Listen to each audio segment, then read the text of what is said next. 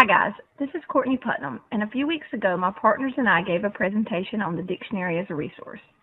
So today I'd like to give you a little tutorial on a dictionary resource that could be very helpful to your patrons, especially, and maybe specifically, if you work in an elementary school library.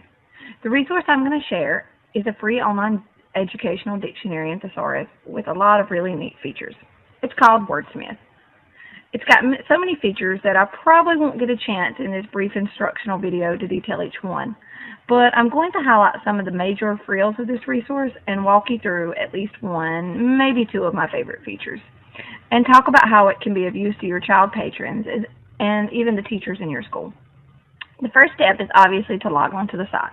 You can see that I already have it pulled up on my browser here. It's www.wordsmyth.net. Very simple. You just have to remember that spelling Smith, in this case, you're going to use a Y instead of an I.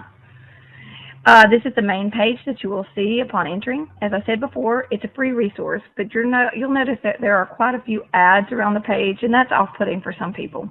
A premium paid account will take away these ads, as you can see right here, but I only have the free one because the ads don't bother me so much as long as they're in banner form like this. First and foremost, this is, of course, a dictionary site, and it has 3 different types of dictionaries for each level of elementary students. You have your illustrated, interactive, wild dictionary for your K through 2 learners, your Word Explorer Children's Dictionary, and then you have the comprehensive dictionary suite. And I am going to take you through a little tour of how what it looks like when you look up the same word on their different dictionaries. So, say you had a kindergarten patron come to you looking for the word flower. You would probably want to choose the wild, the illustrated dictionary, and they would simply click go here. It would bring up this little interactive page with lots of clickables and fun stuff that they can play around with. But if they're ready to look up their word, they click right in this box here, type in flower, which it'll go ahead and help them spell it if they have problems spelling, like I do. And it brings up a little glossary card with the most basic information. It has one definition for flower. It has their favorite part, which will be the clickable pictures. And it will pronounce it, show some simple parts of speech. And that's about it, but also it has a little interactive element for the children. They click over here. They can find the different, like, little collections on the wild dictionary that this word is in. For instance, types of plants. And if they click there, there's a fun little click-through map where they can learn about different plants and pull up lots of different ones. Now I'm going to go back to the main page of the site, and we are going to look that same word up on our comprehensive dictionary. So if an older student came to you, you would just plug it in right over here on the side of the main site. Hit go, and it pulls up flower.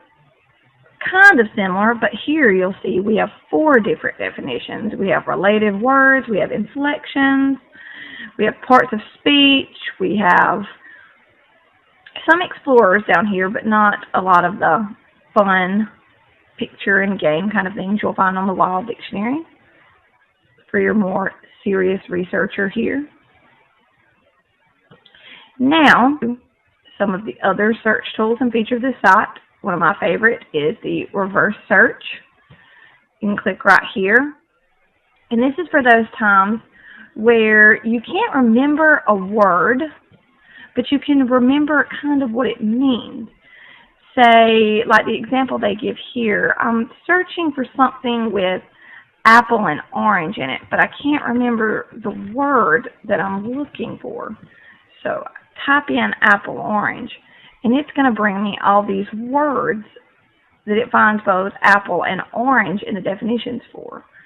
And then I start scanning through here, and hopefully the word I'm looking for, say I had been looking for apricot. I couldn't remember that appley orange looking little fruit, and it brings up that right there. Now also, I would like to show you some of the features that make this a fun resource for a teacher. That's the Vocabulary Center. Teachers usually give spelling or vocabulary tests every week, and this site can make that easier for them. Click on, when you're showing your teacher patron, that you can show them that they need to start here in the word list maker, and they can keep lots of different word lists. I'm just going to make one really quick here to show you how it goes. Say they're having a unit on farm vocabulary, and I'm going to type in a few farm animals here just to make a list. Cow, goat, pig, horse, chicken. And then they're going to create the word list, and it makes them a little glossary list just like this with the definition. They save their word list, hit OK, and now when they click activities, they can use these different word lists in different helpful activities. Like first, I could click on flashcards. It's going to use my most recent word list and make little flashcards. So you could broadcast this on the screen and have show the kids the definition and then flip the flashcard, and it's going to tell them if they got it right. You can shuffle for all those. Be more impressive if there's a longer word list, but this is what we've got here. Click back here. Another of the activities I thought was really fun are their games. There's also, the teachery stuff down here, the matching, the multiple choice, the quizzes. But if you want to have the kids do a practice activity, this one is a really fun one. They can play tic-tac-toe with their spelling words. Them and a partner. You can choose a square. It gives them the definition. A large four-legged mammal having short hair, hooves, and a mane, and long hair, tall, domesticated, used for riding and heavy work. And they put a leaf. All right. Choose another square. An adult female of a bovine animal, especially the domestic farm animal, kept to raise for its milk or meat. I know that that's speaking about a cow, but say maybe the child doesn't know that yet, and they think, oh, pig. Puts a rock and tells them it's incorrect. And they can keep playing the game or restart the game.